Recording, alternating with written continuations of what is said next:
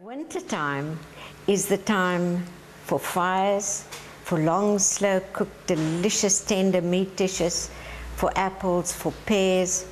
Today, I'd like to show you a really, really nice pork dish using neck of pork, which is a tougher cut, which is probably underutilized a little bit. And we're going to combine it with apples, but instead of doing the normal apple sauce that one would do, what we've done here is we've topped this dish with apples on top. And you can see the beautiful juice that has come out from the apples together with the juice from the meat. It is really a delicious dish. Very good for Sunday lunch. Now, when the dish comes out of the oven, you will always have a little bit of burning on the side of the dish. Now, if you want to remove it before you take it to the table, rub it with a little, this is a cut lemon. And if you leave it for a minute, the lemon juice will soften the burn on, and you can just easily remove it afterwards with a piece of paper towel, or here's a piece of paper towel, and just clean off as much as you can. Now let me show you how to create this masterpiece. This is the pork neck. Ask your butcher to cut the pork neck for you in about 2 centimeter thick slices, and select the ones with as little fat on as possible. Now we want to brown this slightly, and you can brown it with a little bit of seasoned flour, or you could use some of our new white sauce powder. Use about 2 tablespoons. It actually makes, we used to make a very, very nice seasoned flour years ago, and this will serve exactly that purpose. So put your pork chops in there, not chops, pork neck. And this will also obviously help to thicken the gravy. Put about 2 tablespoons of canola oil. No need to use olive oil here. We're all trying to be a bit more economical. In the pan, when you can see that heat pattern developing on the pan, you know this is ready. Just put your meat in there. And we don't actually want to cook the meat, we just want to brown the outside, just to develop a bit more flavor. And I don't know if you've noticed that before I put the oil into the pan, we preheated the pan. And that is the secret to not letting anything stick to the pan.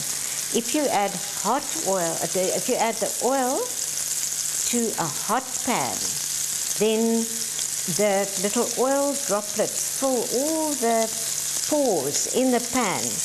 And look at this, there's absolutely no sticking.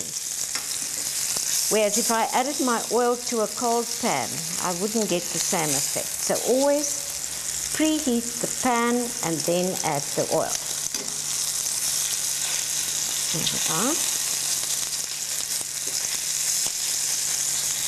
There you are, sweetheart. Looks great. And in the same pan, we put the leeks. Thanks, Janet. And we just saute these leeks lightly.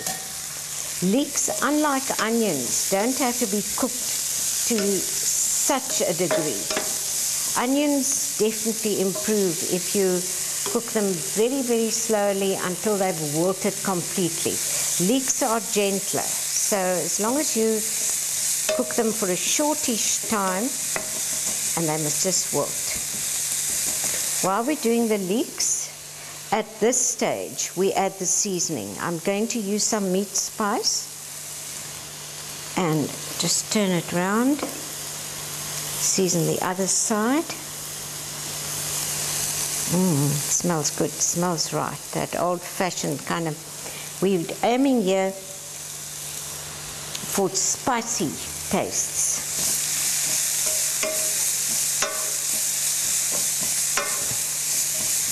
That's perfect. So this pan will go over here.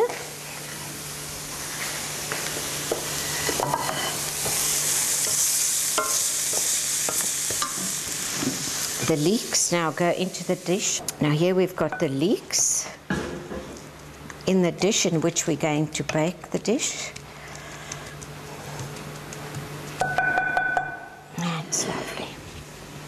Now the natural marriage of pork is sage. So if you have fresh sage in the garden, otherwise you can use a little bit of dried sage, but it really isn't as good.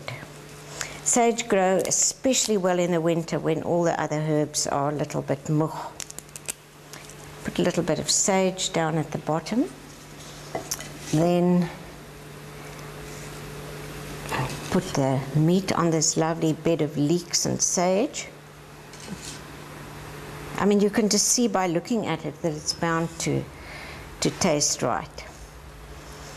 And then, because we're going to use an apple topping on there, we're going to pour some chicken stock or vegetable stock in on the side of the dish.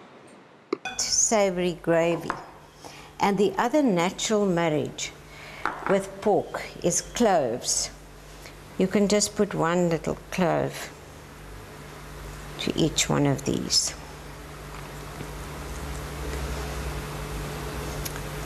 Now this has to go into the oven so that we'll do a preliminary cooking of the meat before we add the apples. But I'm going to cover this with greaseproof paper. But it's a good idea to wet this greaseproof paper first. Now, but don't be scared cooking with paper in the oven. I'll show you the piece of paper that I had over the previous dish that we've made. You can see this is what the paper looks like when it comes out of the oven. Little brown, but not burnt at all. Now you tuck this in. Just tuck it in around the dish. What actually happens here is that the dish will brown through the paper, but all the moisture is preserved. So this goes into the oven for about 35, 45 minutes. This smells absolutely divine. And when you take the paper off, take the moment, that lovely smell of the cloves and the sage and everything just smells right. And you can also see there's no danger of burnt paper, just a nice crispy protective layer. Now what I think would be a good idea, these are quite hefty servings. One should possibly just cut them a little smaller before we put the topping on. I've just cut these in half just so that they're going to be easier to dish up afterwards. Now the apple slices, we're using a generous amount of apples because the apple flavor here is actually quite important. Now, before we put the apple on, we're going to put the mustard sauce over. Now, once again, pork, mustard sauce, apple, all those flavors work together. As we always say, good idea to taste in your head so that you know things are going to work. So this lovely mustard sauce goes over there. And now the not so pretty slices, we've just separated them out from the really good ones. So these ones we can just roughly pack over here.